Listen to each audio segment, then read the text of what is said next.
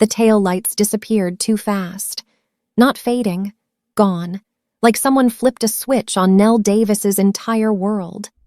She stood on the shoulder of Highway 85, 7 months pregnant, white dress plastered to her skin, rain hammering down in freezing sheets. Sin said he'd be back in 5 minutes. It had been 22, her phone still in his glove box, her coat draped over his passenger seat. Her dignity, somewhere back in that argument about whether she had the right to ask him to stop killing people. But here's what Nell didn't know in that moment.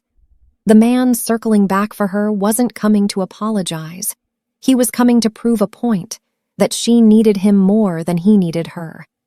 That fear was just another word for respect, that a wife who questioned a mafia boss deserved to learn what cold felt like. And the headlights now approaching from the opposite direction? They didn't belong to her husband. This isn't a story about a woman getting rescued. It's about a woman who stopped waiting to be saved. Nell Davis, 28 years old, 7 months pregnant with the child of Korea's most ruthless crime lord, has spent 3 years perfecting the art of disappearing. Not just her voice in arguments, her existence. She's learned to breathe quietly, move carefully, and never, ever make Sin Sang-ook feel like she's more important than his empire. Tonight, on this rain-soaked highway, that obedience is about to cost her everything she thought she was protecting.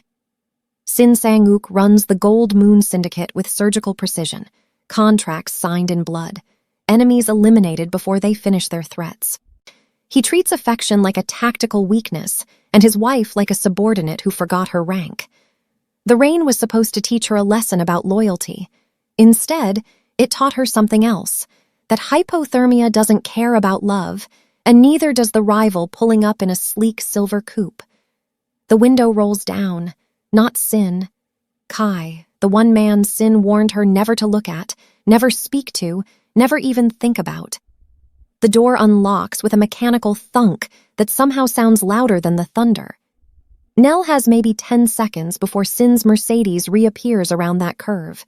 10 seconds to choose between freezing for a man who treats her like property or climbing into a car with a monster who's looking at her like she's a person.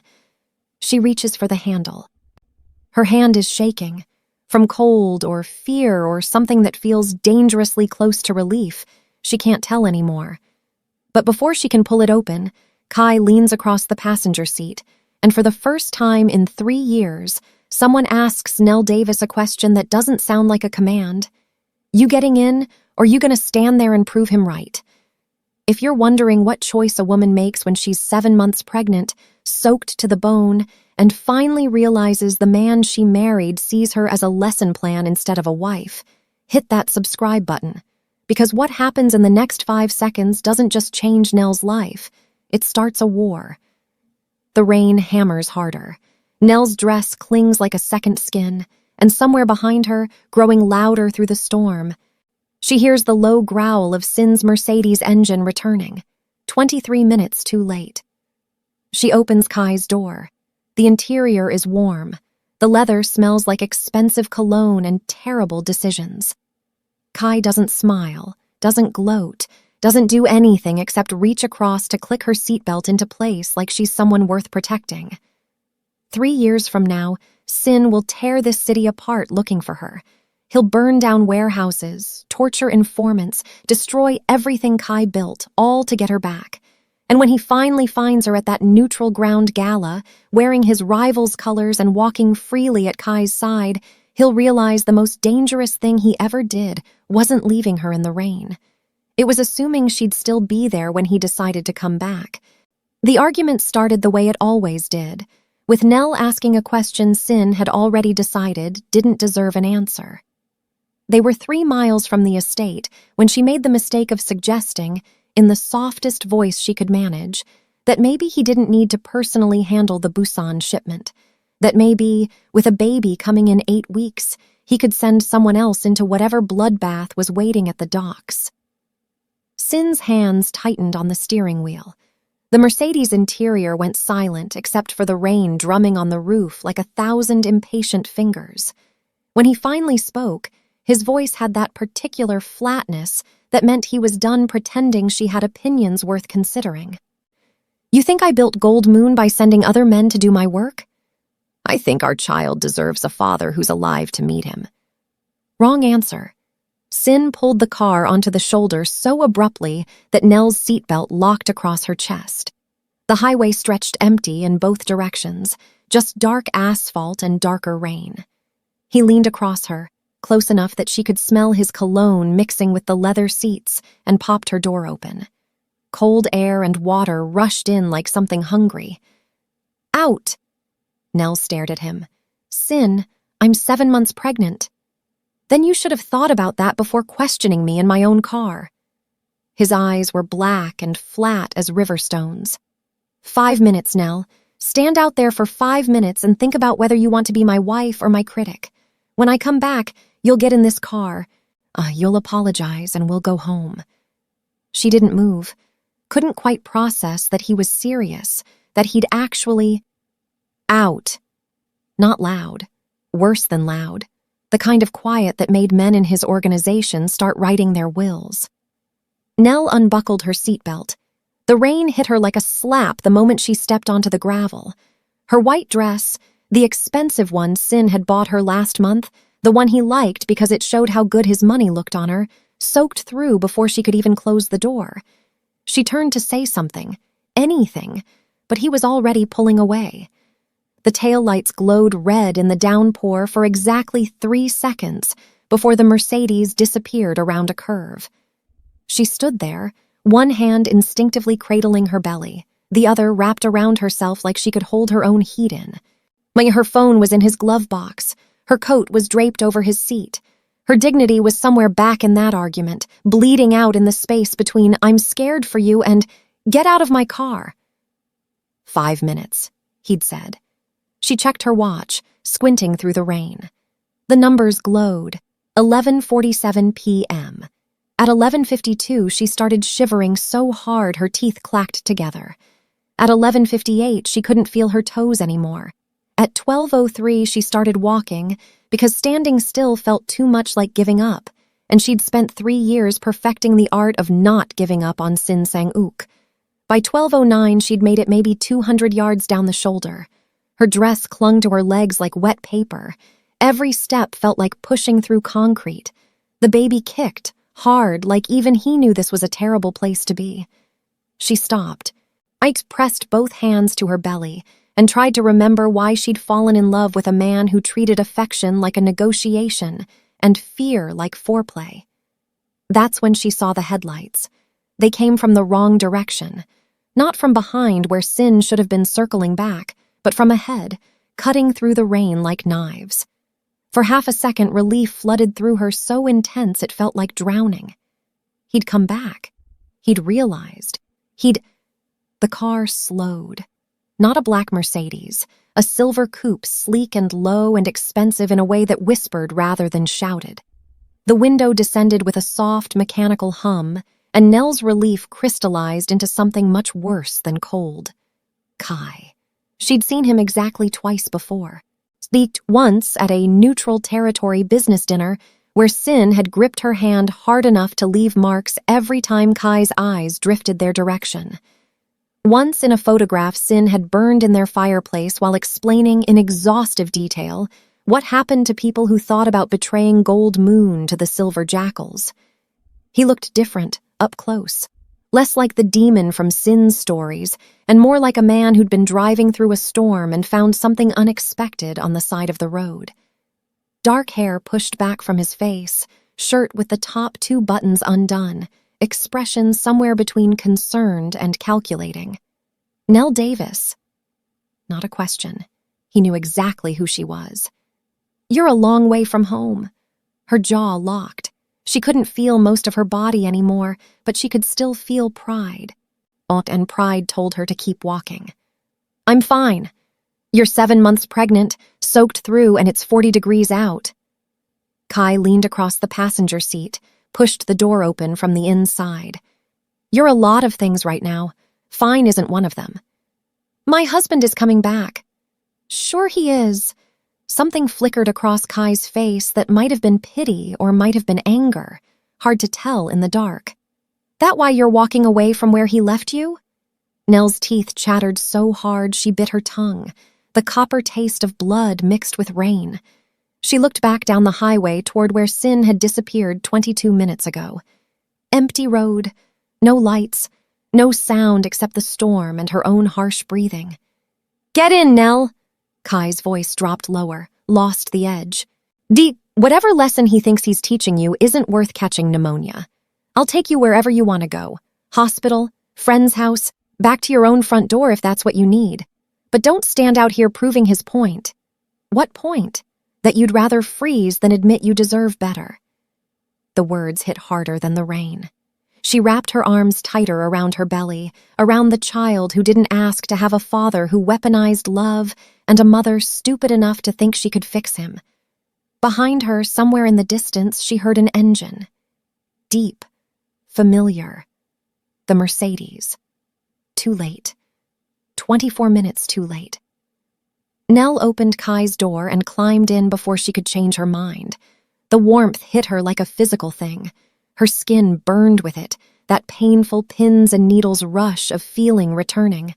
But Kai reached across her, slowly, carefully, like she might spook, and pulled the seatbelt across her lap, clicking it into place. His hands didn't linger, didn't grab, just buckled her in like she was someone worth protecting and pulled back to his own seat. Where to? Behind them, the Mercedes headlights finally swept around the curve, maybe 300 yards back. Nell watched them in the side mirror, watched her husband's car slow as it approached the spot where he'd left her. Watched it pull onto the shoulder. Stop! The driver's door opened. Sin got out, stood in the rain, turned in a slow circle like he couldn't quite believe what his eyes were telling him. She looked away. Looked at Kai instead, at this man who was supposed to be her husband's mortal enemy, who had somehow managed to ask her where she wanted to go instead of telling her where she was going. Somewhere warm, she whispered. Anywhere warm. Kai put the car in drive. In the mirror, Nell saw Sin start running toward them, saw his mouth open in a shout she couldn't hear over the rain and the engine and her own pulse hammering in her ears. She didn't look back again. The storm swallowed them whole. Sin found the scarf 15 minutes later. It was half buried in mud where the shoulder met the grass. White silk turned gray, soaked through and ruined. He picked it up with both hands like it might dissolve if he wasn't careful. The rain had slowed to a drizzle, which somehow made everything worse. Now he could see clearly. Empty highway. No Nell. No explanation except the tire tracks in the mud where another car had pulled over. It idled and driven away. He pulled out his phone, dialed her number, got his own glove box. Right. Her phone was still in his car. He'd thought that was part of the lesson, that she'd stand in the rain with no way to call for help, that she'd learn what it meant to depend on him, that she'd understand, finally, that questioning him had consequences. He hadn't planned on her getting into someone else's car. Nell! His voice cracked on her name. He spun in a circle, searching the darkness like she might materialize out of the rain if he just looked hard enough. Nell, I'm here! I came back! Nothing. Just the sound of water dripping from the overpass half a mile south, and his own breathing. Too fast, too harsh. Panic was a new feeling. Sin Sang-ook didn't panic. He planned, he controlled, he executed. But panic was for weak men who didn't know how to think 10 steps ahead. But none of his 10 steps had included this.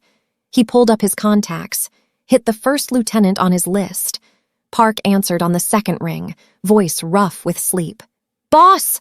I need eyes on every camera between the estate and Highway 85, mile marker 47. Someone picked up my wife. I need to know who, and I need to know now. A pause. Sir, it's past midnight. The cameras on that stretch. Then wake up whoever controls them. Wake up the entire IT department. Wake up God if you have to, but I want footage in the next 10 minutes or you're demoted to street collection. He hung up, dialed the second number, then the third. By the time he'd called in 8 favors and made 12 threats, his hands had stopped shaking and his mind had started working again. Nell hadn't just vanished. Someone had taken her, And when he found out who, when he tracked them down and extracted her from whatever situation she'd stumbled into, she'd understand. She'd see that he'd torn the city apart to find her. She'd realize that the 5 minutes in the rain were nothing compared to what he'd do to keep her safe. She'd come home. She'd apologize. Everything would go back to how it was supposed to be. His phone buzzed. Text from Park. Got the footage. You're not going to like it. Sin's jaw clenched. Send it. The video was grainy but clear enough. Timestamp, 12:09 a.m. The silver coupe pulling up beside a figure in white, the window rolling down, Nell bending to look inside. Then, and this was the part that made Sin's blood turn to ice, she opened the door herself, climbed in. Let whoever was driving buckle her seatbelt and take her away. He zoomed in on the license plate, ran it through his network. The results came back in 90 seconds. Registered owner, Kai Min-jun, Silver Jackals, Sin's most persistent rival, the one man in Atlanta who'd tried to poach his suppliers, undercut his prices, and seduce his clients for the last 2 years. The one man Sin had explicitly, repeatedly, violently warned Nell to never speak to. And she'd gotten in his car. Sin threw his phone hard enough to crack the screen. It bounced off the Mercedes hood and skittered across the wet pavement. He stood there, hands clenched, rain soaking through his suit, and tried to decide whether the feeling in his chest was rage or fear or something worse than both. She hadn't been taken. She'd chosen to leave. He picked up his phone. Dialed Park again. Mobilize everyone. Every soldier, every informant, every contact we have in medical, hotels, airports. Kai has my wife. I want her back by sunrise, and I want him in pieces by noon. Sir, if we go after Kai directly... Did I stutter? No, sir. We're moving now. Sin hung up, looked down at the scarf still clutched in his left hand. Ruined. Like everything else he touched eventually ended up. He shoved it in his pocket and got back in the Mercedes. 5 minutes. That's all it was supposed to be. 5 minutes to teach her a lesson about respect. He'd been 24 minutes too late. The clinic was small, private, the kind of place that didn't ask questions as long as the cash was clean and plentiful. Kai had carried her inside, actually picked her up, and carried her like she weighed nothing, while like the 7-month belly full of someone else's child was just another detail to navigate. Nell was too cold, too tired, too shocked to protest. A doctor appeared within minutes. Woman, 50s, efficient hands and kind eyes. Let's get you out of those wet clothes. They wrapped her in heated blankets, hooked her up to machines that beeped and hummed and displayed numbers that apparently meant both she and the baby were going to be fine. The contractions, Braxton Hicks, the doctor assured her, just stress, faded after an hour. The baby's heartbeat stayed strong and steady on the monitor, a rhythmic whoosh that sounded like forgiveness. Nell lay there, finally warm, finally dry, and waited for Kai to make his demands. He didn't. He sat in the corner chair, scrolled through his phone, occasionally looked up to check the monitors. And otherwise left her alone. No questions, no threats, no explanations of what leverage he planned to extract from having Sin Sang-ook's pregnant wife in his debt. Finally, she couldn't stand it. Why? He glanced up. Why what? Why help me? You and Sin, you hate each other. I don't hate your husband. Kai set his phone down.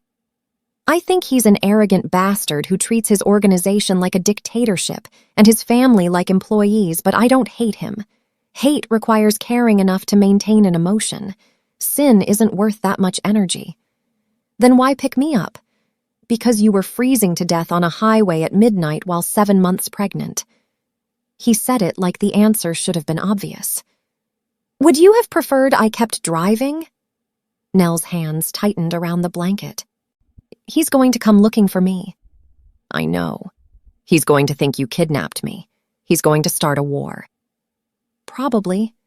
Kai leaned back, studied her with eyes that looked almost black in the dim light. So the question is, do you want me to take you back before that happens? She should say yes. Should demand he drive her to the estate immediately, should throw herself on Sin's mercy and apologize for the unforgivable sin of not freezing to death when instructed, should smooth this over before it turned into bloodshed. Instead, she heard herself ask, "What's the alternative?" Kai's expression didn't change, but something shifted in the air between them. "I can help you disappear. New identity, new city, enough money to start over. Sin will look for you, but if you actually want to vanish, I know people who can make that happen." "Why would you do that?" "Because I've seen the way he looks at you." Kai's voice went flat. "Like you're another asset to manage instead of a person to protect. And I've seen the way you look at him, like you're still waiting for him to notice you're bleeding. That's not love, Nell. That's self-destruction with a marriage certificate." The monitor beeped. The baby kicked. Nell stared at the ceiling tiles and tried to remember the last time Sin had touched her with gentleness instead of ownership. The last time he'd asked what she needed instead of telling her what she deserved. The last time she'd felt like his wife instead of his subordinate. She couldn't. "If I go back," she said slowly, "tonight happens again. Maybe not the rain, maybe not the highway, but some other test. Some other lesson. Because Sin doesn't know how to love someone without controlling them, and I don't know how to love him without losing myself." Kai waited. Didn't push. Just let the silence stretch until she filled it. "If I disappear," Nell continued, "he'll never stop looking." "No," Kai agreed, "but looking isn't the same as finding. And even if he finds you eventually, by then you'll be strong enough to tell him no." He stood, walked to the window, looked out at the rain. "I'm not offering this because I want something from you. I'm offering because you deserve a choice that isn't between bad and worse." Nell closed her eyes, pictured going back, pictured Sin's anger as relief, the way he'd hold her too tight and call it protection, the way he'd double security and call it love. Pictured spending the next 20 years teaching their son that this was what family looked like. Fear dressed up as respect, control dressed up as care. Then she pictured vanishing, pictured her son growing up without a father, but also without the shadow of his father's violence, pictured herself learning to breathe without permission, to speak without calculating the cost, to exist without apologizing for taking up space. She opened her eyes. "I need to use a phone." Kai pulled one from his pocket. Burner, she noticed. Untraceable. He handed it over without asking who she planned to call. Nell dialed the estate's main line, got Sin's personal voicemail because of course he wasn't answering unknown numbers right now. At the beep, she took a breath and spoke to the man she'd married, the father of her child, the person who'd left her in the rain and expected her to thank him for coming back. "I'm safe. The baby's safe. Don't look for me, Sin. Just don't. You taught me a lesson tonight, but I don't think it's the one you meant. I learned that I can't save someone who doesn't want to be saved, and you learned that fear isn't the same as love. Maybe someday we'll both figure out the difference." She hung up, handed the phone back to Kai. "I want to disappear." He nodded once. "Then we'd better get moving. He's probably already triangulated every clinic within 20 miles. "Kai?" She caught his wrist before he could turn away. "Why are you really doing this?" He looked down at her hand on his arm, then back at her face. Something flickered across his expression. Old pain, old anger, old scars from wounds she couldn't see. "Because 5 years ago, I left someone I loved in a situation I knew was killing her. I told myself it wasn't my business, that she'd chosen her path, that I couldn't save someone who didn't want saving." His voice went rough. "She died 6 months later. Overdose. And I spent every day since knowing I could have offered her a way out and didn't." He pulled his arm free, gently. "I can't fix that, but I can make sure Sin Sang-ook's wife doesn't become another woman I was too smart to save." Nell swallowed hard. "I'm not asking you to save me. I'm asking you to help me save myself." "Good." Kai's mouth curved, almost a smile. "That's the only kind of saving that actually works." Sin's soldiers tore through Atlanta like locusts, They hit every clinic, every hospital, every urgent care facility within 30 miles. Thus, they leaned on informants, threatened receptors, pulled surveillance from street cameras and traffic lights. By 3 a.m., they'd traced Kai's car to a private medical office in Buckhead. By 3:15, they'd kicked in the door. Empty. The examination room was clean, fresh linens, no sign of Nell except a patient bracelet in the trash with her vitals written in neat black marker. Sin picked it up, read the numbers. Blood pressure high but stable, heart rate elevated, baby's position normal. They'd taken care of her. Kai had taken his wife to a doctor, made sure she and the baby were safe, and then vanished with her into the night. "Sir!" Park appeared in the doorway, tablet in hand. "We pulled security footage from the building. They left through the back entrance at 1:47 a.m., switched vehicles twice, once to a black SUV, once to what looks like a delivery van, lost the trail on the highway heading north." North where? Could be anywhere. Tennessee, Virginia, Kentucky. If they're smart and Kai is smart, they'll switch vehicles again before crossing state lines. Sin's hands clenched. "What about her phone?" "Still in your car, sir." "Credit cards?" "We're monitoring them. Nothing yet." "Family? Friends?" Her mother died 3 years ago. Father's out of the picture. No siblings. Her closest friend moved to California last year. We're watching the friends' accounts, but Kai knows we're watching. Sin threw the patient bracelet across the room.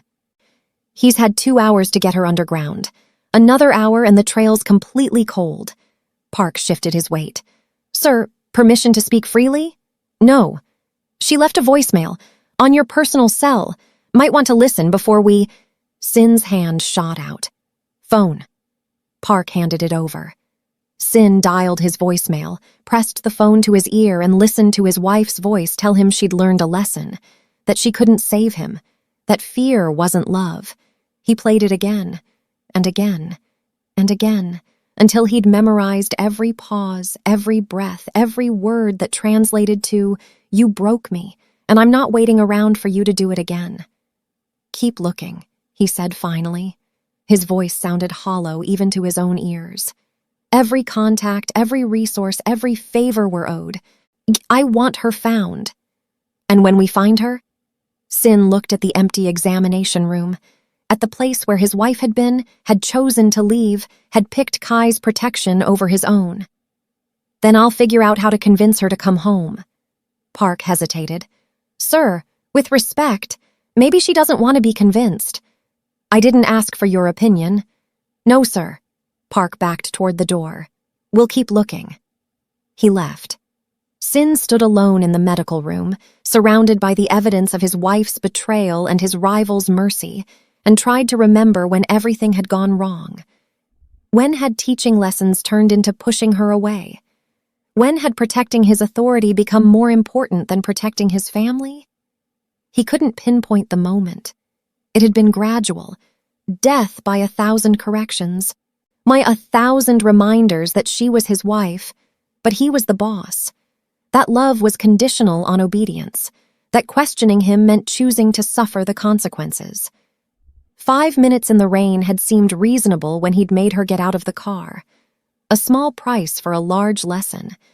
But reasonable had turned into 24 minutes, and 24 minutes had turned into his wife in his enemy's car, and now he was standing in an empty clinic at 4 a.m. trying to figure out how to fix something he'd spent 3 years systematically destroying. His phone buzzed. Text from an unknown number. "Stop looking. She doesn't want to be found." Sin typed back, "She's my wife." The response came immediately. "That why you left her on a highway to freeze? Funny definition of marriage." Sin's jaw clenched. "If you hurt her, I'm not the one who hurt her. Check your mirrors, boss." The conversation ended. Sin tried calling the number. Disconnected. Tried tracing it. Burner. Dead end. He looked down at his phone, at the last message from Kai, and felt something crack in his chest. Not his pride, not his anger. Something deeper. The part of him that had watched Nell shrink smaller and quieter over 3 years of marriage and told himself she was just learning to be a proper wife. The part that knew, if he was honest, that he'd spent their entire relationship turning love into a power struggle and wondering why she looked at him like she was afraid. He'd taught her a lesson tonight. Just not the one he'd planned. She'd learned she could survive without him. And he'd learned that surviving without her was a punishment he'd designed entirely himself. Sin left the clinic, climbed into his Mercedes, drove home to an empty estate and a cold bed and the growing certainty that finding Nell was going to be the easy part. Convincing her to forgive him, that was going to take a war. And for the first time in his life, Sin Sang-ook wasn't sure he deserved to win. 3 years changed everything. Nell stood in the back gallery of the Riverside auction house, catalog in hand, and watched a minor Rothko go for 3 times its estimated value. She didn't flinch at the number, didn't blink when the buyer, a Silicon Valley tech billionaire with more money than taste, started celebrating like he'd won something besides the right to overpay. She just made a note in her catalog. "My calculated Kai's 15% commission," and moved on to the next lot. The art world suited her. It was all performance and subtext, people saying one thing while meaning 12 others, value determined by consensus and manipulation rather than anything as concrete as beauty. She'd learned the language fast, learned how to spot a fake, how to authenticate a provenance, how to launder $2 million through a landscape painting without anyone asking uncomfortable questions. Kai's money came in dirty. Nell made it clean. She was good at it. "Miss Monroe?" One of the junior associates appeared at her elbow, tablet extended. "The Hockney buyer wants to discuss shipping arrangements." Monroe. That's what they called her now. Nell Monroe, art dealer, single mother, woman with impeccable taste and a past she didn't discuss. The false identity had held for 33 months. New name, new life, new person built from the ashes of the woman Sin had left on that highway. "Tell him I'll call him tomorrow." She handed back the tablet without looking up from the catalog. "And make sure the Basquiat in Lot 47 goes through the usual channels. Our client in Singapore is expecting delivery by the end of the month." The associate nodded and disappeared. Nell exhaled slowly, allowed herself a moment of satisfaction. 3 years ago, she couldn't have navigated a sentence without checking if Sin approved. Now she ran an entire operation, moved money like chess pieces, and went home every night to a 3-year-old who thought Kai was his father, and Nell was someone who'd never needed saving. She'd become the woman she always could have been if she'd married a man who wanted a partner instead of a possession. Her phone buzzed. Text from Kai. "Pick up Leo from daycare? Running late." She typed back. "Already planned on it. Thai or Italian for dinner? Leo's choice. Kid's the real boss anyway." Nell smiled despite herself. Kai had kept his promise. He'd helped her disappear, given her work that mattered, treated her like an equal instead of an asset. And when Leo was born, 2 weeks early, in a hospital in North Carolina with Kai holding her hand because there was no one else, he'd stepped into the father role like it was the most natural thing in the world. He'd cut the umbilical cord, stayed up for the midnight feedings, taught Leo to walk. Never once asked for anything in return except that Nell be honest about what she needed. It wasn't romantic. Kai had made that clear from the start. He wasn't trying to replace Sin or seduce her or turn her trauma into a relationship. He was just being the kind of decent that Sin had convinced her didn't exist in their world. And somehow that decency had rebuilt her into someone who didn't flinch at raised voices or calculate the cost of opinions or apologize for taking up space. She closed the catalog. The auction was winding down. She had 30 minutes to get across town to Leo's daycare, another 15 to navigate rush hour traffic, and then a whole evening of being mom, the role she'd learned to love more than any identity Sin had ever given her. She was halfway to the exit when she felt it, that prickle at the back of her neck, the certainty that someone was watching. Nell turned slowly, professionally, like she was just scanning the crowd for potential clients. Her eyes swept past the bidders, past the staff, past the... She froze. Sin Sang-ook stood near the entrance, perfectly still, staring at her like she was a ghost he'd conjured through sheer force of will. He wore a black suit, hair slicked back the way he'd always worn it, expression somewhere between shock and something that looked dangerously close to devastation.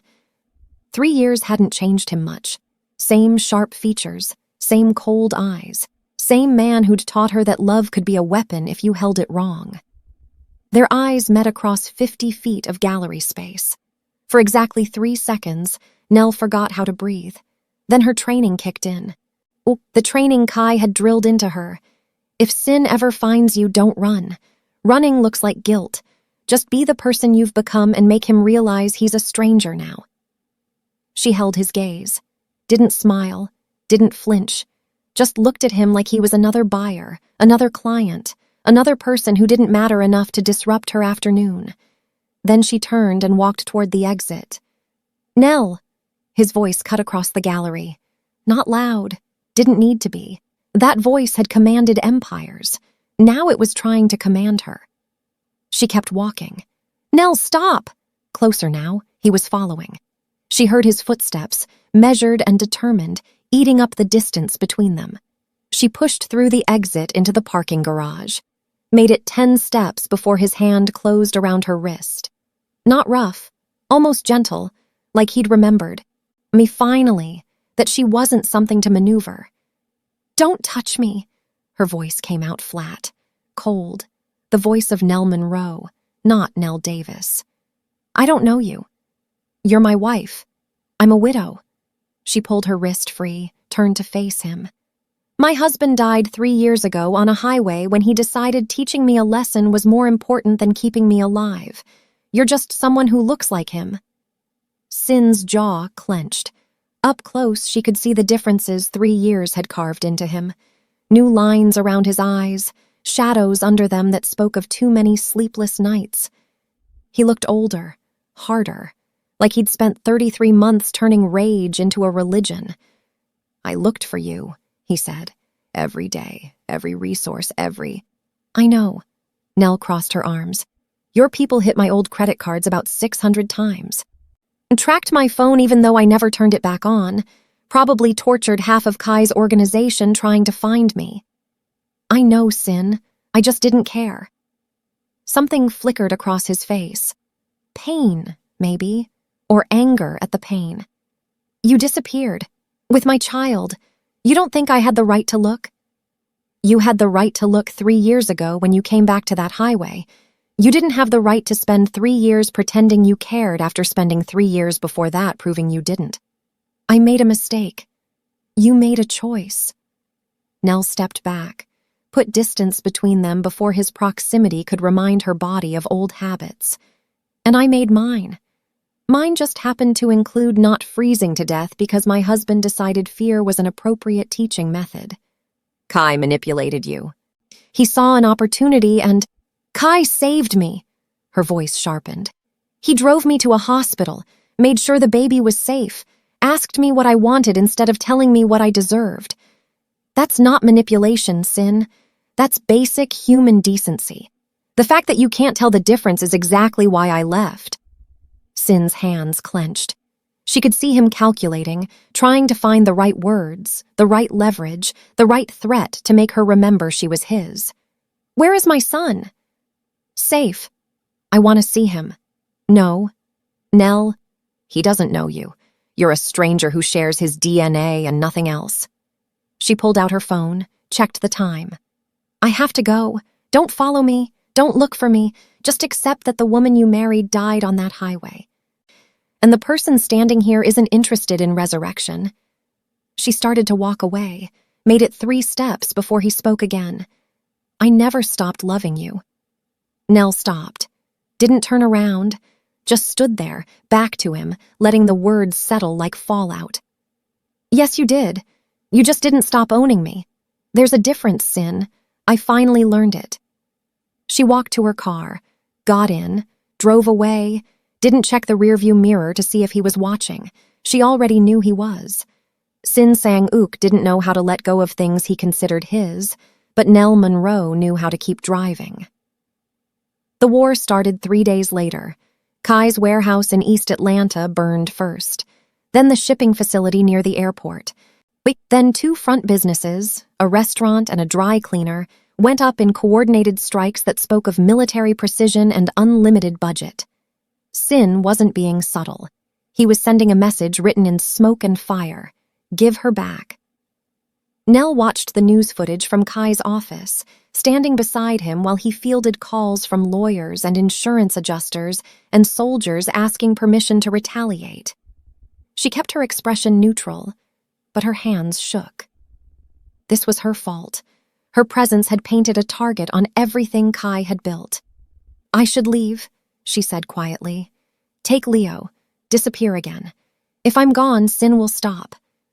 Kai hung up his latest call, looked at her like she'd suggested setting herself on fire. Sin won't stop. He'll burn my entire organization to ash on principle, and then spend the next 3 years looking for you anyway. Running doesn't fix this. Then what does? You tell me. You know him better than anyone. Kai leaned against his desk. What does Sin Sang-ook want? Control. The answer came automatically. He wants to win. He wants me to come back, apologize, admit he was right. He wants everything to go back to how it was. Can't go back. You're different now. He has to know that. He doesn't care. Sin doesn't see people as they are. He sees them as they're supposed to be according to his plan. Nell sank into a chair. He'll keep escalating until I have no choice but to engage. So engage. Kai's expression hardened. But on your terms, not his. Nell thought for a long moment. Then she pulled out her phone, the burner she used for anything she didn't want traced, and typed out a message to the number she'd memorized 3 years ago but never called. Stop, or you'll never see your son. She hit send before she could second-guess herself. The response came within 60 seconds. Let me see him, and I'll stop. Nell stared at the screen. Kai moved to stand behind her, reading over her shoulder. That's not a negotiation. That's a demand. It's the only language he speaks. She typed back. 1 meeting. Neutral ground. You don't get to touch him or take him or pretend you're his father. You get to see him, confirm he's healthy and safe, and then you back off. Forever. The reply took longer this time. 2 minutes that felt like hours. Finally. Terms accepted. When and where? Nell named a park. Public. Well-trafficked. Impossible to turn into a kidnapping without witnesses. Tomorrow at 3 p.m. She added one final condition. Come alone, or the deal's off. I see 1 soldier, 1 gun, 1 hint that you're planning something, and you never hear from me again. Understood. She put the phone down, looked up at Kai. This is a terrible idea. Probably. He didn't look concerned. But it's your terrible idea. That makes it better than any plan where Sin's in control. He's going to see Leo and want him back. He's going to see me and assume I'm still his wife playing dress-up. He's going to see what he lost. Kai's voice gentled. And maybe that'll hurt enough that he stops trying to burn down my life to recover his pride. Nell nodded slowly. Thought about Leo, about her bright, my curious 3-year-old who called Kai Daddy and Nell Mama, and had no idea his biological father was a man who thought love and ownership were synonyms. Thought about the moment Sin would see his son and realize he'd missed every milestone, every moment, every chance to be the father he'd claimed to want. It would break him. She knew that with absolute certainty. The question was whether she cared enough to prevent it. 3 years ago, she would have sacrificed anything to keep Sin from pain, even when that pain was earned, even when protecting him meant destroying herself. Now? Now she checked her watch, calculated pickup time for Leo's daycare, and made a mental note to bring the stroller tomorrow because the park had gravel paths, and Leo hated walking on gravel. Sin's pain was his own to manage. She had a son to protect. The park was perfect, wide open, full of families, impossible to control.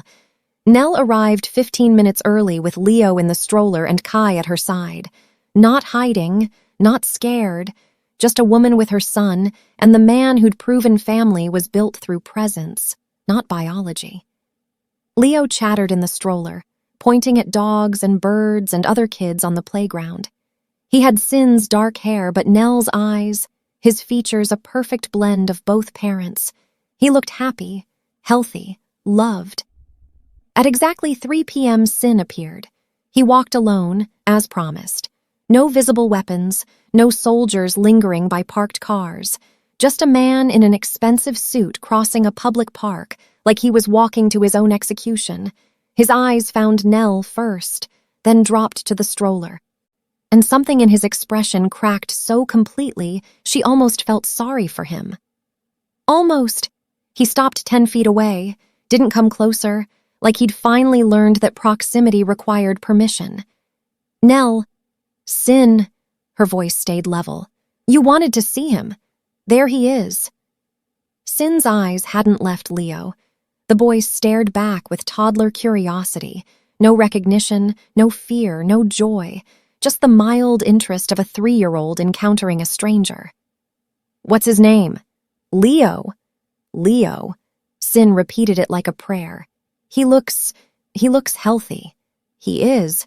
Good pediatrician, regular checkups, all his vaccinations, ahead on his developmental milestones. She rattled off the facts like a medical report. He's smart, funny, loves dinosaurs and refuses to eat anything green. He's perfect. Can I? Sin's voice cracked. Can I hold him? No. Kai spoke for the first time, voice flat. You can see him. That's what you negotiated. Sin's jaw clenched. His eyes finally left Leo, traveled to Kai, and filled with 3 years of accumulated rage. You turned my wife against me. I gave your wife a choice. She turned herself toward survival. Kai didn't back down, didn't flinch. You want someone to blame? Check your mirror. You think you can replace me? Play father to my son. I think I already did. Leo calls me dad, runs to me when he's scared, asks me to read bedtime stories. Kai's expression stayed neutral, but his words landed like bombs. I didn't replace you, Sin. You were never there to begin with. I just filled empty space. Sin's hands clenched. Nell could see him calculating violence, weighing the cost of breaking Kai's face in the middle of a public park versus the promise he'd made to come alone. The rage won, briefly. He took a step forward. Leo whimpered. The sound froze Sin mid-motion. His son, frightened of him, hiding behind Kai's leg, looking at the stranger with wide, scared eyes. The fight drained out of Sin like someone had pulled a plug. He sank down to Leo's level, hands raised in surrender. I'm not going to hurt you. Leo pressed closer to Kai. Daddy? It's okay, buddy. Kai's hand rested on Leo's head, protective. This man just wants to say hello. Don't want to. Sin's face crumpled. Just for a second, just long enough for Nell to see the man behind the Mafia boss, and then he pulled himself together with visible effort. He looked up at Nell, still kneeling in the gravel, and she saw something she'd never seen before in his eyes. Understanding. Finally. Terribly. He understood what he'd lost. Tell me what you want. His voice came out rough. Tell me what it takes to fix this. Nell crouched down beside him, close enough to speak quietly, far enough that Leo couldn't hear. You can't fix it, Sin. That's the lesson you never learned. Some things once broken stay broken. You don't get to glue me back together and call it marriage. I know I hurt you. You didn't hurt me. You erased me. There's a difference. She kept her voice steady. Every time I asked you to be careful, you called it questioning your authority. Every time I needed you to be present, you told me I was being needy. Every time I tried to be a person instead of your possession, you taught me a lesson. So I learned, Sin. I learned I deserved better. And then I went and found it. With him. Sin's eyes cut to Kai. With myself. Nell stood back up. Kai gave me a job, a safe place, and respect, but he didn't give me worth. I found that on my own, in art galleries and daycare pickups and bedtime stories, in being Leo's mom instead of your wife, in waking up every morning and not being afraid of what I might say wrong. Sin rose slowly. What do you want from me? Nothing. That's the point. Nell crossed her arms. I don't need your money. I make my own. I don't need your protection. Kai handles security.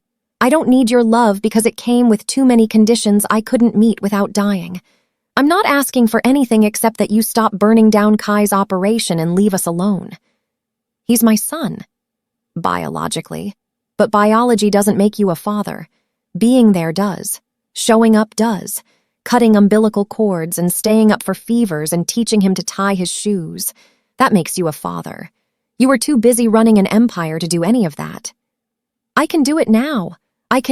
You can't do it instead. You can only do it additionally. Nell softened slightly. I'm not saying you can never know him, Sin. I'm saying you don't get to show up after 3 years and demand to be his dad. You earn that, slowly, on Leo's timeline, not yours, through supervised visits and consistency and proving you're someone safe for him to know. Sin looked at Leo, who was playing with Kai's phone now, distracted from the tense conversation happening above his head. What if I say no? What if I take him right now? Then you lose him forever. Nell's voice went cold. And you lose me. And Kai burns your organization to bedrock in retaliation. And Leo grows up knowing his father kidnapped him from the only family he'd ever known. Is that the legacy you want? Silence. Sin stared at his son, the child he'd never held, never fed, never comforted, and Nell watched him do the calculation. Control versus connection. Winning versus being present. The empire he'd built versus the family he'd destroyed building it. Finally, he looked at Kai. You take care of them? Every day. You hurt her and I know what you'll do. Graphic threats are kind of your signature move. Kai's expression didn't change. But I'm not the one who hurt her, remember?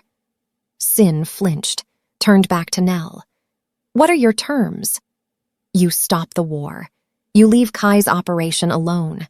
You agree to supervised visits with Leo, starting with 1 hour a month and building from there if, and only if, he's comfortable. Nell held up a hand before he could interrupt. And you go to therapy. Real therapy, not whatever you tell yourself counts as self-reflection. You learn how to be a person instead of a mafia boss. Then maybe, in a year or 2, we can talk about co-parenting. That's non-negotiable. Her voice stayed level. Those are my terms, Sin. Accept them, or walk away and never contact us again. Your choice. Sin looked like he wanted to argue. She could see it in the way his jaw clenched, the way his hands tightened into fists. But he also looked at Leo, and whatever he saw in his son's face made the fight drain out of him. I accept. The words came out quiet, defeated. I accept your terms. Nell nodded. Good. I'll have Kai send you information about scheduling that first visit. It'll be in a neutral location. I'll be there the whole time, and Sin... She waited until he met her eyes.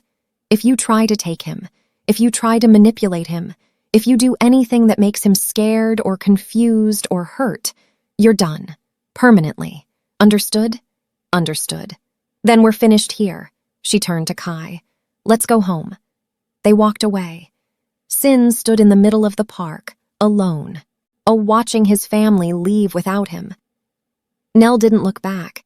She'd spent 3 years looking forward. She wasn't about to stop now. 2 weeks later, it started raining. Nell stood at her living room window, watching water streak down the glass, and felt the old panic try to resurface. Rain meant highways, meant being left behind, meant... Mama, Daddy says we can watch dinosaurs. Leo appeared at her side, plastic T-Rex clutched in his fist. The panic dissolved.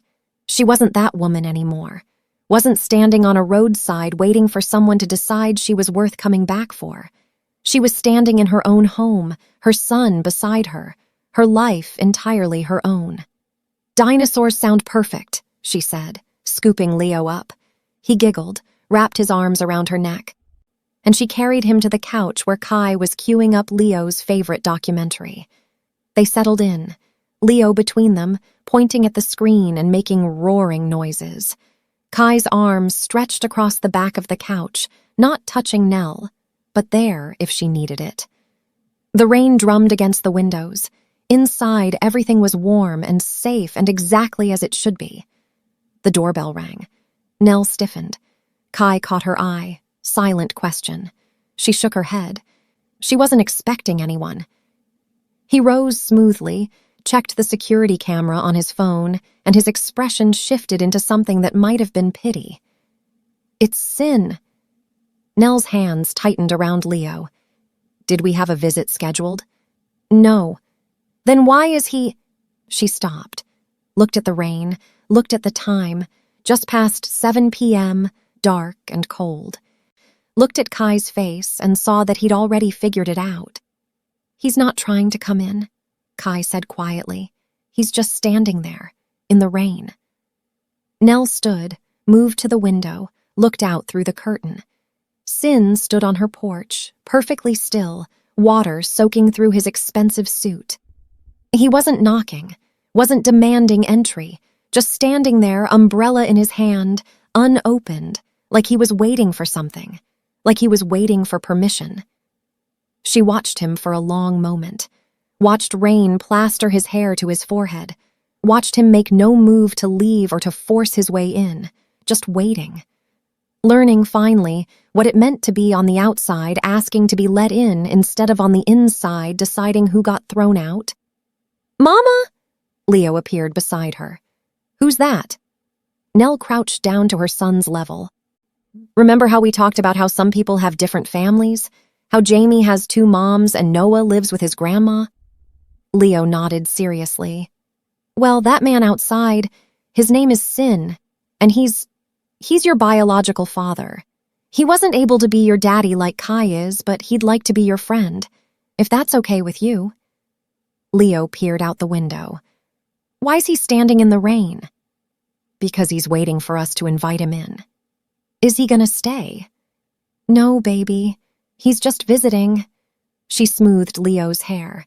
"But maybe we can let him come inside where it's dry. Would that be okay?" Leo considered this with 3-year-old gravity, then nodded. "Okay, but he can't have my dinosaur." "I'm sure he wouldn't dream of it." Nell stood, looked at Kai. He gave her a slight nod. "Your call." She took a breath, crossed to the door, and opened it. Sin looked up. His face was wet, expression stripped of all the armor she remembered. He looked young, suddenly, vulnerable, like a man who'd finally learned that control was just another word for loneliness.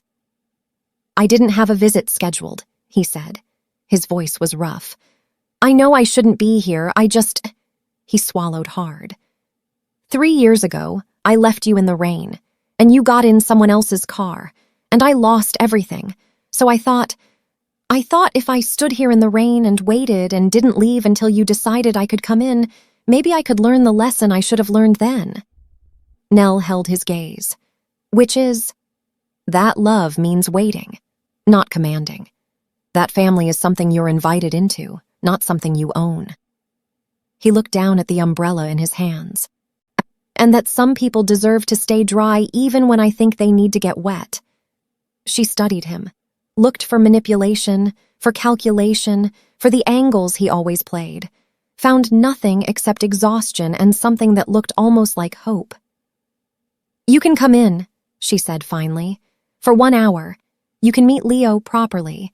You can sit in our living room and watch dinosaur documentaries and be a guest in the life you thought you could control."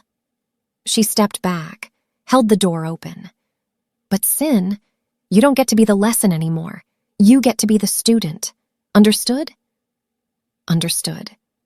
He stepped forward, paused at the threshold. "Thank you." "Don't thank me. Thank your son. He's the one who said you could come in."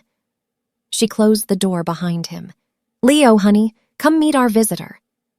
Leo appeared from the living room, my plastic T-Rex still clutched tight. He looked up at Sin with wide, curious eyes. "Hi." Sin crouched down, slow and careful, like he was approaching something precious and breakable. "Hi, Leo, He stopped, looked at Nell, silently asking permission for whatever came next. "You can tell him your name," Nell said softly. "The rest comes later, with time." "I'm Sin," he told his son. "It's nice to meet you." Leo considered this, then held out his T-Rex. "This is Rex. He eats plants even though he looks scary." That's good, being different than people expect." "Uh-huh." Leo grabbed Sin's hand with his small one.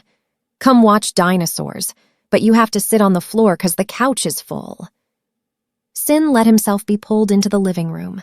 Let his 3-year-old son position him on the carpet. Let Kai press play on the documentary without comment. Let Nell settle back onto the couch with Leo between her and Kai, the three of them a unit he could only orbit. And for the first time in 3 years, Sin Sang-ook sat still. Didn't command, didn't control. Just watched dinosaurs on a screen and his son's delighted face and learned that this small, ordinary moment was worth more than every empire he'd built. The rain continued outside. Inside, everything was warm. And when the hour ended and Nell walked Sin to the door, he stood on the porch and finally opened the umbrella. "Can I come back? If you follow the rules, if you prove you can be safe, if Leo wants you to." She leaned against the door frame. "This isn't about us anymore, Sin.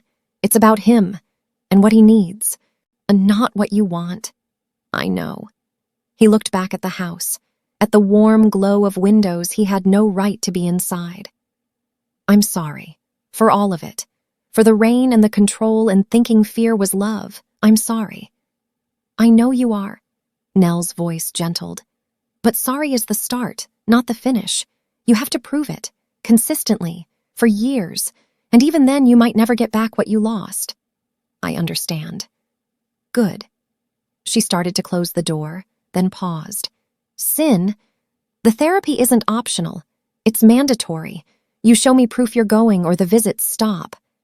"I made an appointment, Tuesdays at 4. "Good," she nodded once. "Then I'll see you at next month's visit. Kai will send you the details." She closed the door, stood in her entryway, listening to Sin's footsteps fade into the rain, and let herself exhale. Behind her, Leo's laughter drifted from the living room where Kai was doing dinosaur impressions. Her life, or her family, built from the ashes of the woman who'd frozen on a highway and decided freezing was unacceptable. Nell walked back to the living room, sat down on the couch, pulled her son into her lap, and watched Kai make Leo giggle with increasingly ridiculous T-Rex voices. This was enough. This was everything. This was what happened when you stopped waiting for permission to matter. Outside, the rain continued. The kind of rain that had once destroyed her. The kind of rain that had ultimately saved her. She didn't watch the storm. She watched her son. And she knew with absolute certainty that she'd never stand in the rain waiting for anyone again. She'd built herself an umbrella, and it was strong enough for 2. If you think the Korean Mafia boss deserves what's coming, hit like right now and subscribe for more stories about women who refuse to disappear into the roles everyone expects them to play. Drop a comment telling us where you are watching from.